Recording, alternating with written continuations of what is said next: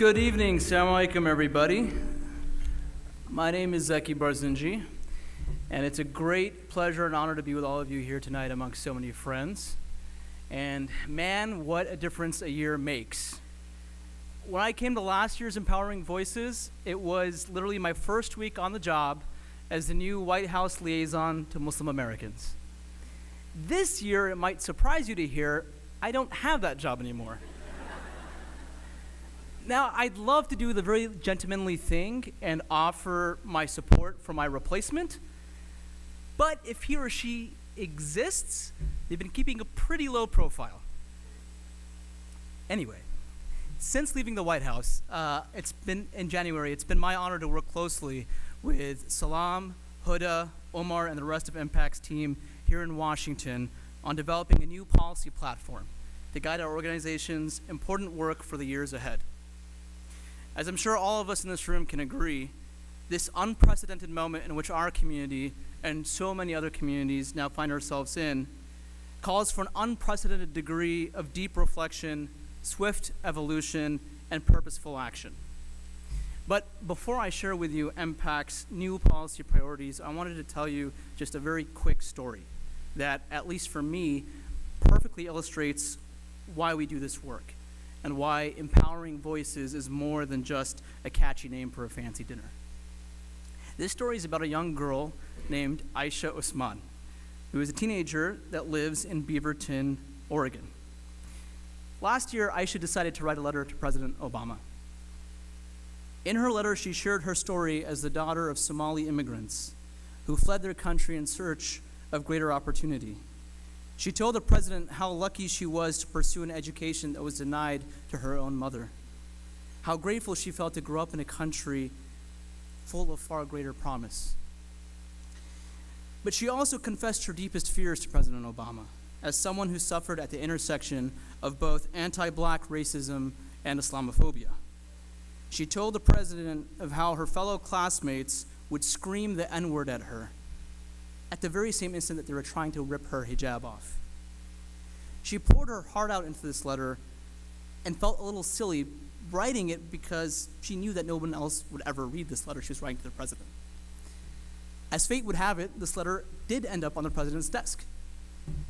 And thanks to the hard work of some amazing public servants, we brought Aisha to the White House for the White House Eid reception to introduce the president himself. Moments before she took the stage, Aisha was just a nervous, complete wreck. And I was backstage, and I watched the president sneak up behind Aisha and tap her on the shoulder, and she jumped. He said to her, look,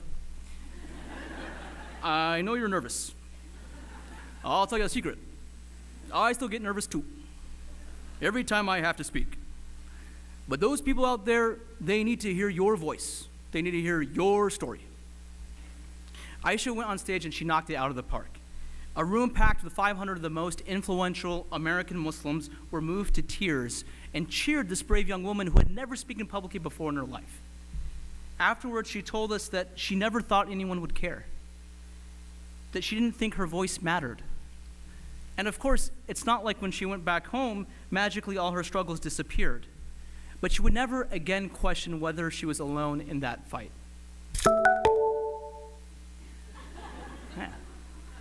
It's an aha moment.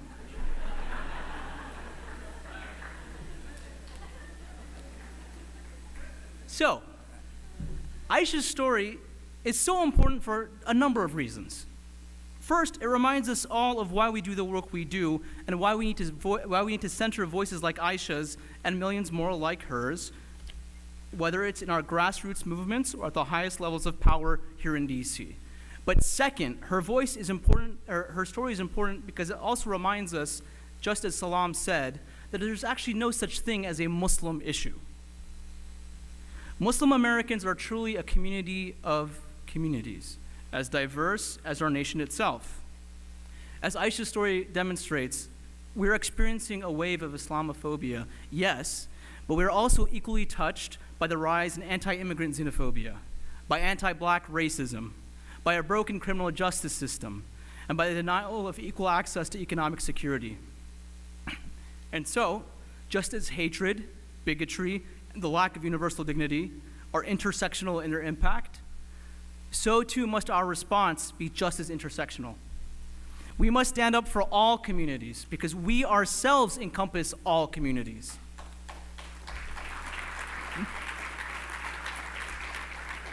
When we fight for the rights of ourselves, when we fight for the rights of all, we fight for the rights of ourselves. Our mission is just as firmly rooted in the truest American ideals as it is in the deepest Islamic and prophetic values.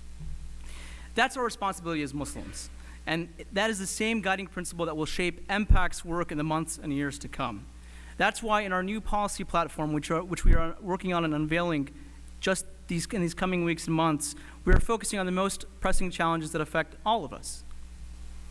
First, we've started by elevating immigration policy as a top priority.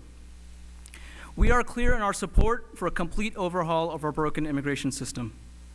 Because whether it's yet another thinly veiled version of the Muslim ban that targets refugees and needy families, or it's callous attacks on dreamers who've only ever known this country as their home, the same wave of xenophobia now threatens to close off our nation of immigrants to those who are most vulnerable solely on the basis of how they worship or where they came from.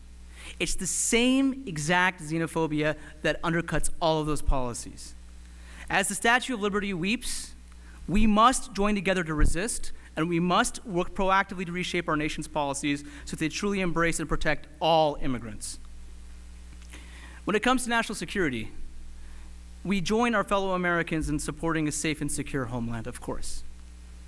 But we also affirm that national security must never be used as a pretext to single out, incite fear, and criminalize entire communities. And we recognize that the single greatest threat to our national security right now is the unchecked rise of violent white supremacists who ultimately share the very same binary worldview of foreign groups like ISIS. For too long have our nation's political leaders willfully ignored this threat, even as lives continue to be lost in places like Charlottesville, Portland, and Charleston. Enough is enough. When it comes to religious freedom, we are equally passionate in our advocacy on behalf of Muslim Americans who are discriminated against for building houses of worship, as we are on behalf of religious minorities in so-called Muslim countries, as we are for communities across the world like the Rohingya people, who are subject to horrific violence and displacement solely because of their beliefs. And finally, we have placed a top priority on supporting policies that uphold human security for all Americans.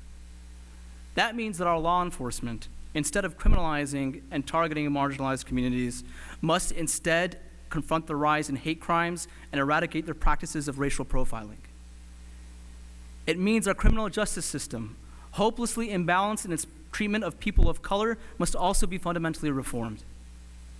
And it means that every American must be guaranteed equal access to economic stability, which means access to health care and quality education. For years, MPAC has worked tirelessly on all of these different policies. But these extraordinary times demand that we once again make it clear just what we stand for.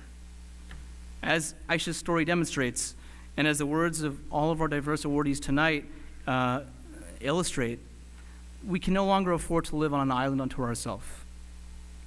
MPAC joins the same struggles that so many of our fellow communities are fighting.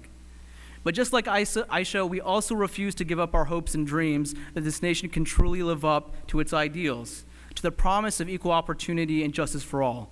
We will work together. We will resist and overcome the challenges of today, and we will build for a brighter future that empowers all voices. Thank you for your time. Thank you for your partnership, and let's get back to work.